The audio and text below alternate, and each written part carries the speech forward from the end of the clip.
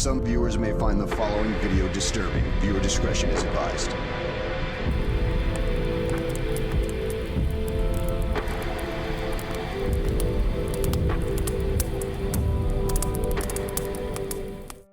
So we'll go over it, some of the stuff that we haven't yet, and B'ezrat Hashem, give you a little bit of a better understanding.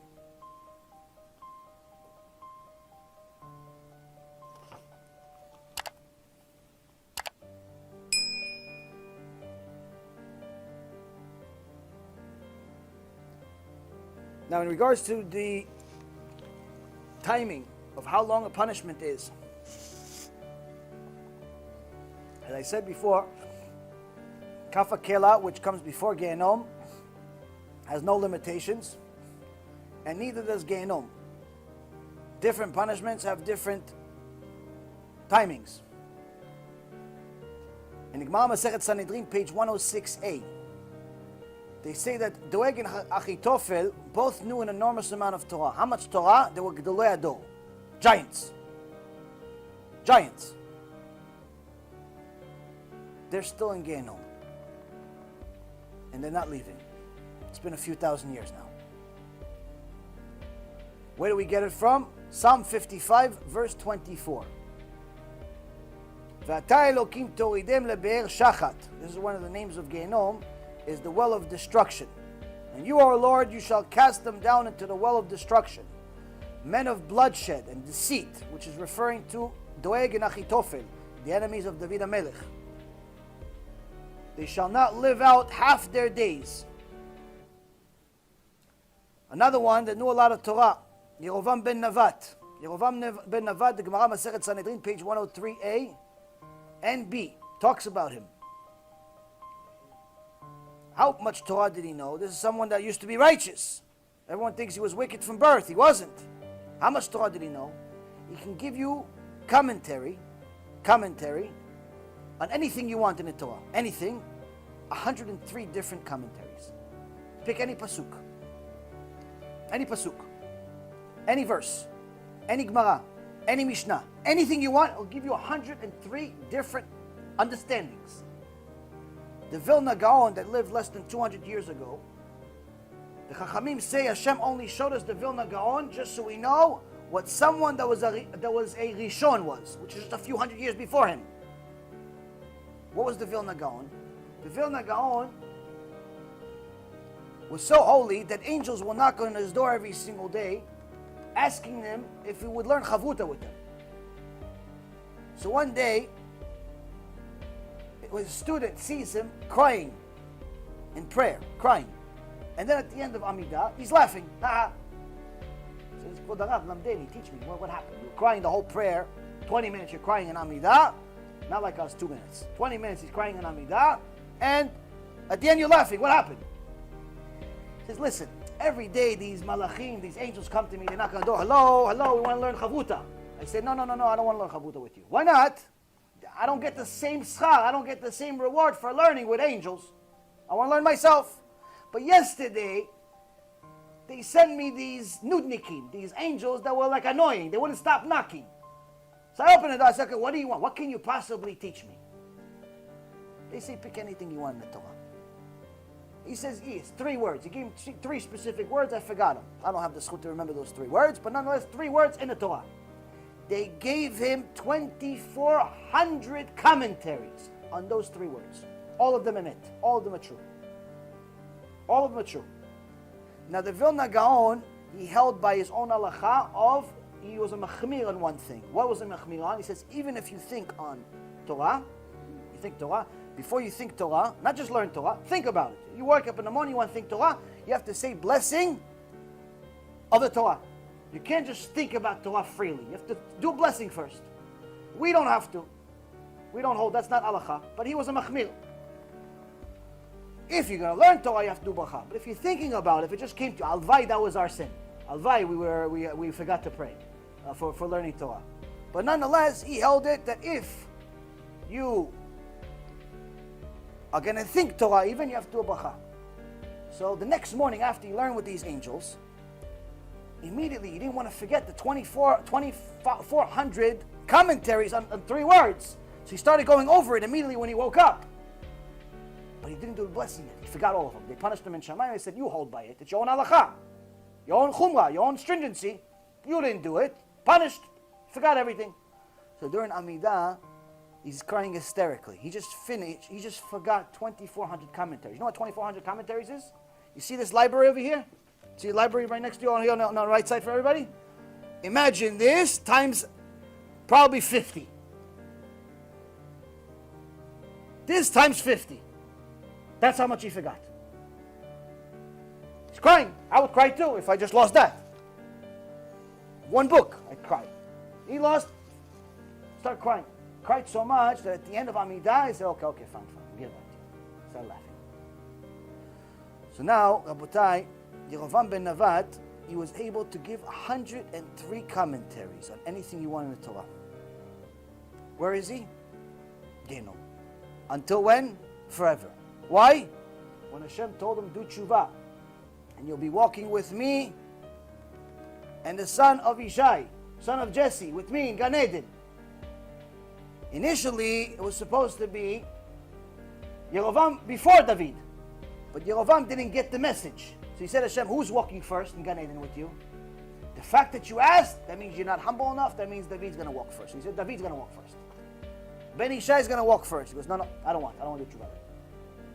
He brought idolatry to Am Yisrael. Hashem says, that's it, finished. How long's Geinom? Eternal. No breaks. No 12 months. No busha. No embarrassment. We haven't heard about embarrassment yet. I'm still looking for embarrassment somewhere in the books. You can find it, please tell me. Now, another sage mentioned the Zohar 167a. Another one, eternal Geinom. Elisha ben Avuya, Gemara Masechet Chagiga, page 15b, was supposed to go into eternal Geinom, but he had a schut. What was his schut? He had Talmid named Rabbi Meir Baal Hanes that fought for him, went into Shamayim and actually fought for him. Unfortunately, I don't have such students, so I have to do tshuva.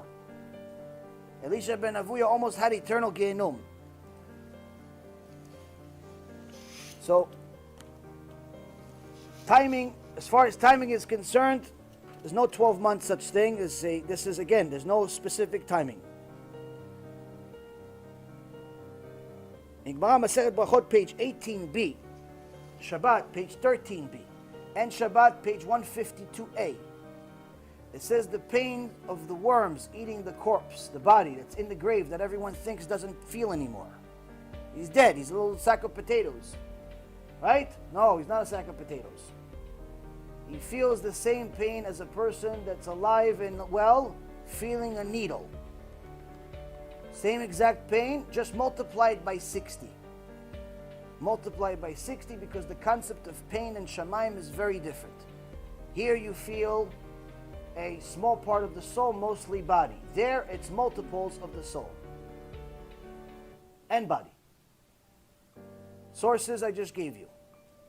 Where's the other source in the Torah itself? Not just Gemara. Book of Job, chapter 14, verse 22. Ach besaro alav yich'av v'nafsho alav te'eval. He feels the pain of his flesh and his soul mourns over him. In essence, Job, the one that suffers most that we know of in the Torah, he says, he's giving us the source of the fact that even after someone dies, the pain of the flesh, the soul is mourning over it. Why? Because the soul is feeling it, even though the flesh doesn't seem like it's feeling anymore. Now, there's different levels of pain depending on how wicked we were or if we did tshuva or not. If we do tshuva, Be'ezrat Hashem, none of this applies to you. Everything is subject to tshuva, Rabotai. Everything is subject to tshuva. If you do real tshuva, you stop messing around, you do tshuva, you keep mitzvot, you follow what Hashem says, everything is good. You have nothing to worry about. If you don't, you have everything to worry about. And this is it. In the book of Proverbs, chapter 14, verse 29. Verekev atzamot kin'ah.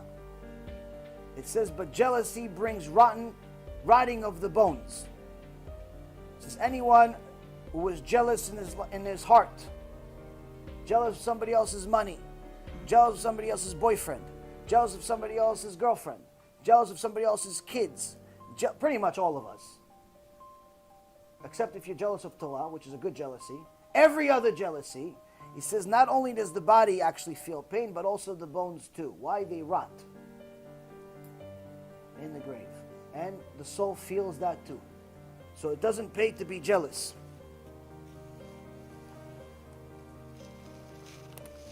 Now the book of Jeremiah, the book of Lamentations, chapter 3, verse 39. The prophet Jeremiah says, Ma'it onen adam chay gever al chatav. What is a person, a living person, complaining about? Everything that's happening to him is his own sins. Why? You complain you had a flat tire. You complain you have a headache. You complain you don't have any money. You complain you have bayot and shlom bayit. You complain you have bad kids. You complain this. Why are you complaining? Jeremiah is telling why you complain. Everything is from you. You did it.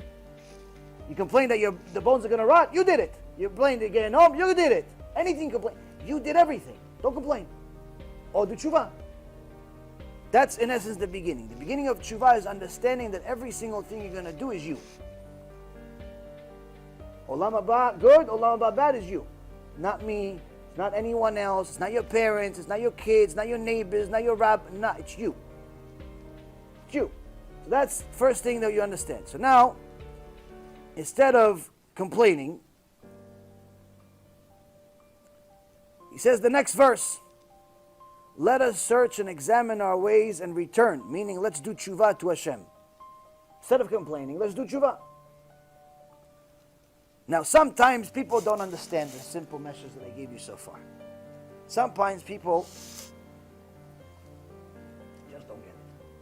I tell people, listen, if you are mechalel Shabbat, if you violate Shabbat, according to the Torah, in 12 places in the 5 books of Moses, according to the Shulchan Aruch, 7 places, according to the Zohar, and also multiple places, I just don't remember all of them off the top of my head, according to every single book that was ever written by any major Chacham before this generation that wrote about Shabbat, every single one of them, if you violate Shabbat, you don't have a small punishment. You have the same punishment as Yerovam. You have the same punishment as the worst sinners that ever existed. Want to drive to Beit Knesset on Shabbat? You have a serious problem. It's not a temporary problem. It's not a sometimes problem. It's an eternal problem, which we'll go over momentarily. I tell people, listen, according to the Torah, Masechet Avodah Zarah, according to the 5 books of Moses, Zohar, any book you want, that talks real truth, you're not allowed to even benefit from Avodah Zarah. Benefit, meaning, if you have a little statue, somebody worshipped it, little statue, it's cute, good looking, that's got diamonds on it. Somebody says, listen, you bought it for $25, I'll pay you $25 million. You're saying, I'm going to take this $25 million, $24,900,000 I'm giving to Kiruv organization, Be'ezrat Hashem. $100,000 for myself. Not allowed.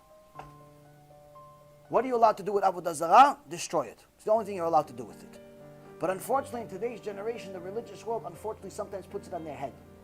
Why? Because every single one of these wigs that's coming from in the market that's called kosher, we verified. We have people in India.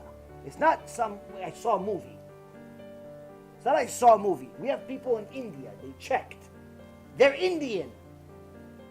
They went to the temples themselves. There's no such thing as kosher wigs. It doesn't exist.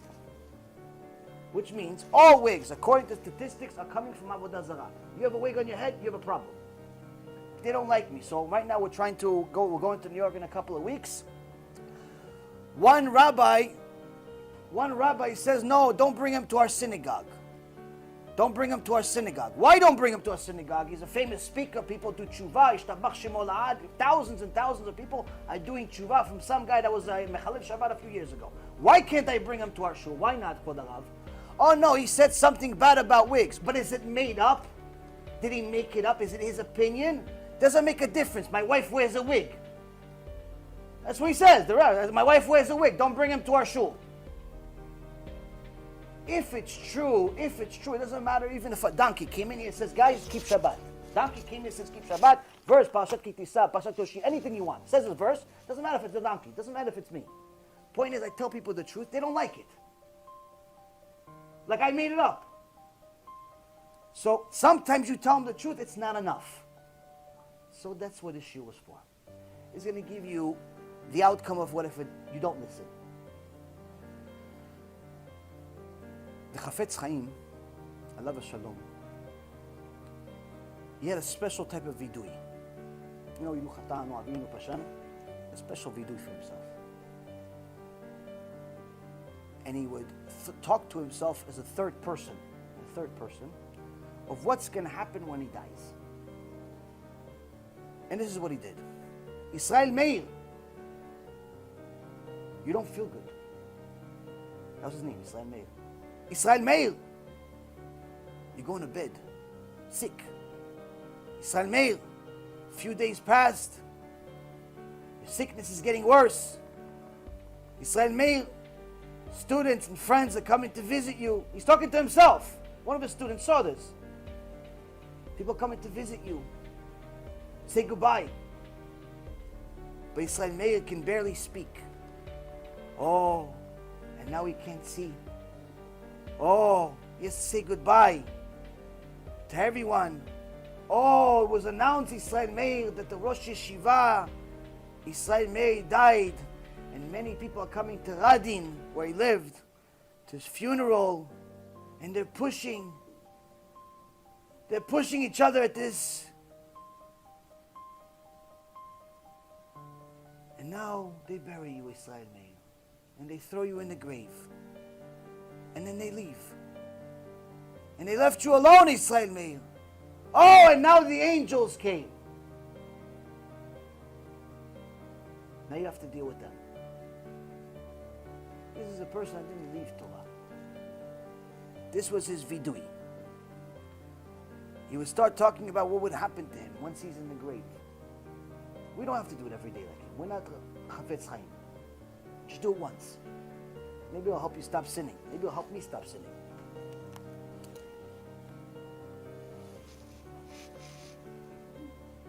Psalm 94, first verse. El nakamot Hashem, el nakamot Ofia. We say this every Wednesday in Shachrit. We also say it every day in Shachrit. It's different places. This is a verse that David HaMelech writes, the God of vengeance appeared. Anyone that thinks that Hashem only loves and doesn't punish, there's a verse in the Torah that says exactly the opposite. Exactly the opposite. This is just one of many. We've mentioned several so far. The Gemara Masechet Bava Kama, page 50a, says, Rabbi Chanina says, Kol ha'omer HaKadosh Baruch Hu vatran yivatru me'av. Anyone that says that Hashem lets go of things gets an extra special punishment where they actually cut him like a steak pieces in Geinom.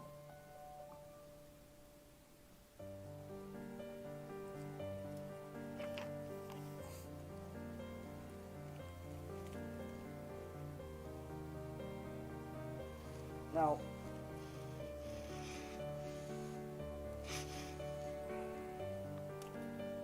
before it gets too late, let me get you guys some stuff that,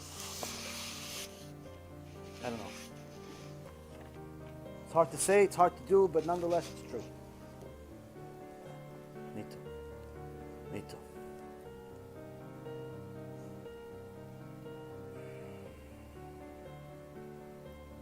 The book Reshit Chochmah. This is not some guy. This is not a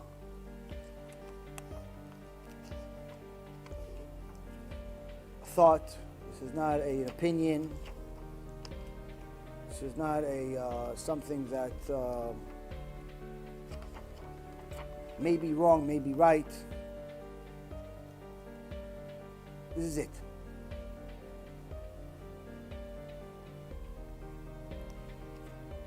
Following is said.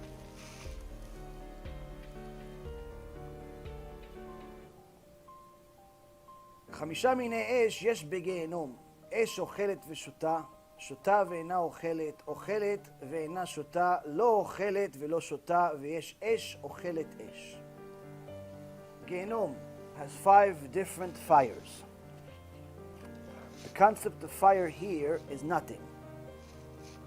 There's 5 different fires. One fire that eats and drinks. This is spiritual Kabbalistic stuff we're not going to get into of what each and every single one of them means, because then the show will be 100 hours. Shota ve'ina ochelet, drinks but doesn't eat. Ochelet ve'ina shota, this is in essence the significance, power of different parts of the fire. One fire is 60 times, the lowest level is 60 times worse than this world. 60 times worse than this world, the lowest level. Then there's a fire that's able to get in the way of that fire. What's the example? Example of literally a fire that could make another fire go out. But the highest level of fire is the fire that lo ochel v'lo shota. I'm sorry, that esh ochelet esh. Esh ochelet esh is a fire that literally eats another fire. We learn this from Avraham Avinu. Avraham Avinu was thrown into the bowl, into the hole over there. It was so horrible that the people that threw him, they went on fire. People that threw him, they went on fire. They died, but nothing happened to him. Why? Because the malach came to Hashem and said, Hashem, let me save him. I'm the fire. Gabriel was the fire. He goes, no. He's one, I'm one. I'm going to go. I'm going to use my fire. What's this fire? Fire that takes out any other fire. Meaning that he was in fire, but the fire of God. Fire that there's no other fire in the world that you can remotely imagine.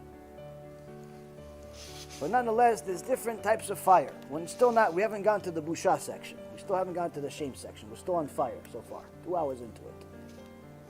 Now, yesh bagechalim ke'arim. There are certain coals in Geinom that are the size of mountains. V'yesh bagechalim ke'gvaot. There are certain coals that are the size of hills. Hills. V'yesh bagechalim ke'yam melach. There are certain coals that are literally like the Dead Sea. V'yesh bagechalim ke'avanim gdolot. There are certain coals that are the size of boulders. You know, you go to the beach, there's always like a section of boulders over there. There's some coals that are like, that's the smallest ones. Little baby ones that are still heavier than this room. That's the baby ones.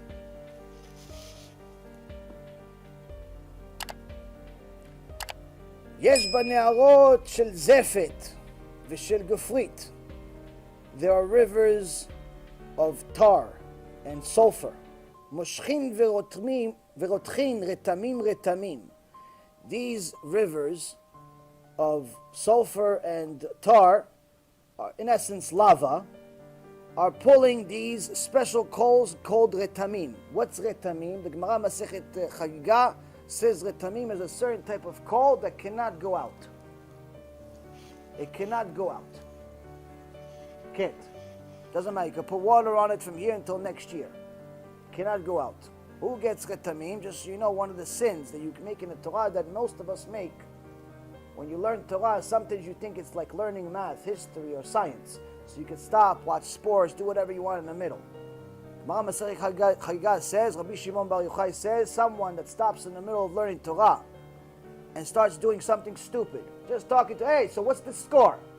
Just like that. He's learning Gemara, he's learning Tosfot, he's learning Rashi, he's learning something. Hey, what's the score? That's it. Oh, honey, what are we eating today? You're learning. Says they feed that person, Hashem Yerachem, they feed him retamim. They feed him these coals that don't go out. Why? Why are you dishonoring the Torah like that? So Rav Moshe Feinstein, alav shalom, said you should put it in your mind that when you start learning, you can stop at any moment. You're not going to. Anytime you stop, you meant to stop. Anytime you stop, you meant to stop. Not that you stopped in the middle of learning Torah. Anytime you start, you meant to start.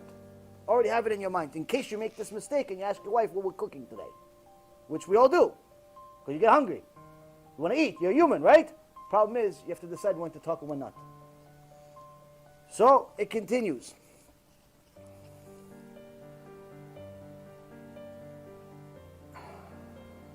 גזר דינו של רשע. מלאכי חבלה דוחפים אותו על פניו, ואחרים מקבלים אותו מהם ודוחפים אותו לפני אור של גיהנום, ופוערת פיה ובולעתו, שנאמר, ישעיה י"ד, הרחיבה שאול נפשה ופערה פיה. Says, what's the din? What's the judgment of a rasha, of a wicked person that died without doing tshuva? What happened to him?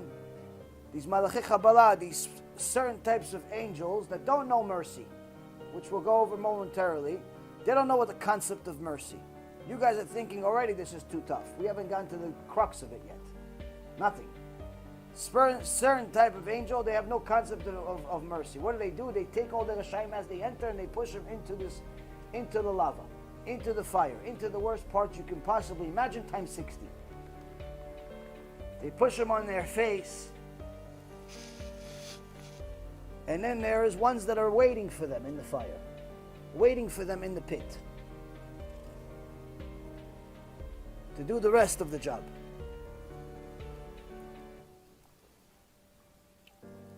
And they use the verse from Isaiah 5:14 that Geinom continues, that Geinom opens its mouth.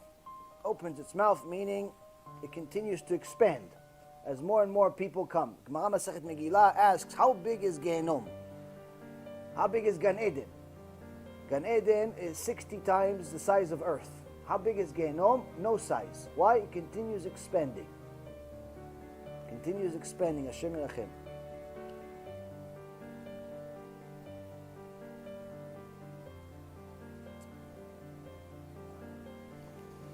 אמר רבי יהושע בן לוי, פעם אחת הייתי מהלך בדרך ומצאני אליהו הנביא זכור לטוב. אמר לי, רצונך שעמידך על שער גיהנום? אמרתי לו, הן. One time, Rabbi Yoshua ben Levi says, one time I was walking and I saw Eliyahu Navi. Eliyahu Navi came from Olam HaEmet, came from the real world, in Shamayim. And he came to me. He says, would you want to see what Geinom looks like? And I said, yes, I want to see. And now he tells us what he saw. הראני בני אדם שתלויים בחוטמיהם. He showed me people that are hanging by their nose. Why? Woman walks around with extra perfume and you're enjoying it. People putting their nose where it doesn't belong, and so on and so forth. הראני בני אדם שתלויים בידיהן. He showed me people that are hung by their arms. Why? You stealing? You stealing? How you stealing? With your hands. Most of the time people steal with their hands. Take money that doesn't belong to you. Take a phone that doesn't belong to you. Take anything that doesn't belong to you. ובני אדם שתלויים בלשונם. He showed me people that are hung by their tongues. See Lashon Hara? You enjoyed it? Lashon Hara? Okay, that's the price. Starts. They hang the people by their tongues. Starts. This is how this starts. They hang them there until the punishment comes. Until this is just a punishment until they come to deal with them. Until these specific types of Malachi Kabbalah, until the different types of animals, or spiritual animals and angels and so on, until they come deal with them further, they're hanging there like the what's it called? The butcher.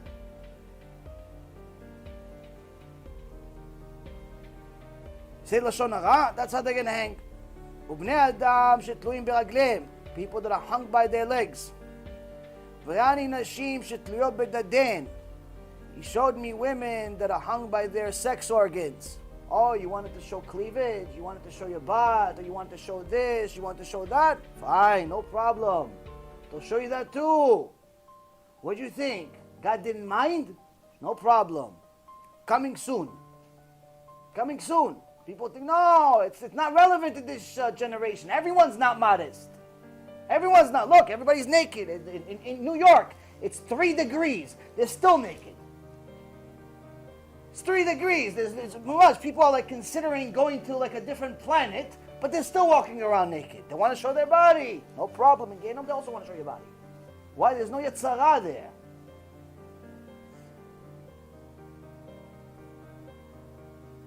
ראני בני אדם שתלויים בעיניהם.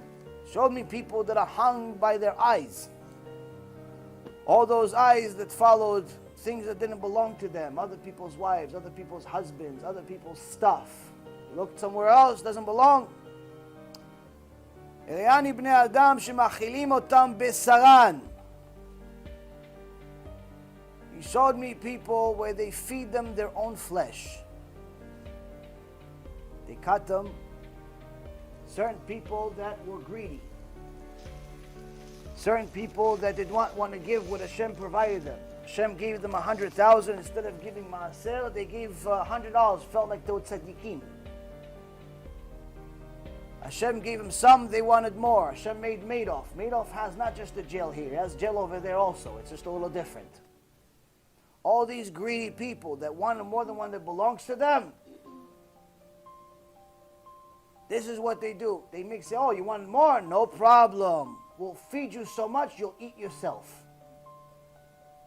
They cut them up into little pieces. They cut their toes, one little toe at a time, just to make sure. So, you don't eat the whole thing right away. Make sure you eat the whole thing one at a time. And then they start feeding him his own toes. Start feeding him his own arms. Start feeding him his own legs. And he cannot die there. He cannot die there. Like you think now, oh, well, the guy loses blood after 20 minutes. He's dead. There's no death there. You're already dead. Like I said, pain times 60. Just the beginning. He showed me people, they take these gechalei retamim, these coals of retamim, and they feed them. Why? What'd you say things? You said some nice things about the rabbi, you didn't like his lectures? No problem, we'll give you something to chew on. What'd you say? Instead of divrei Torah, you want to talk about basketball in the stock market? Bitul Torah? No problem, we'll give you something to chew on while you talk about it. Go ahead, tell us.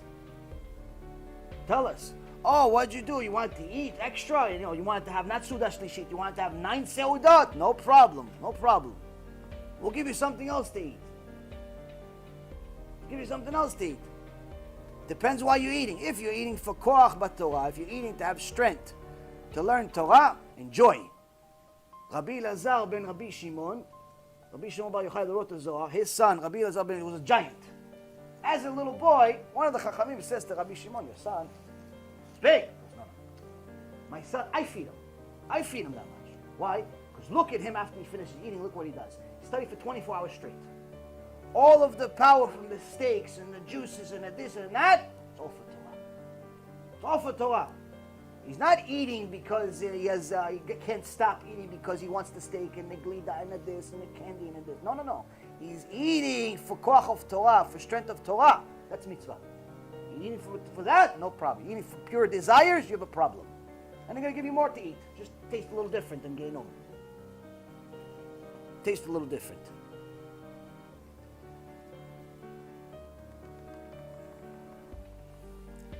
ראני בני אדם יושבים חיים ותולעים אוכלים אותם. He showed me people that are sitting there and the maggots and worms are eating them.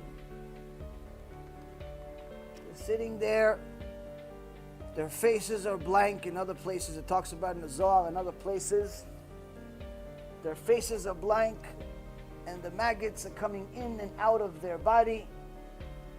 They can't move, they can't do anything about it, but they feel it and they're screaming and they're yelling because their flesh is being eaten by the second.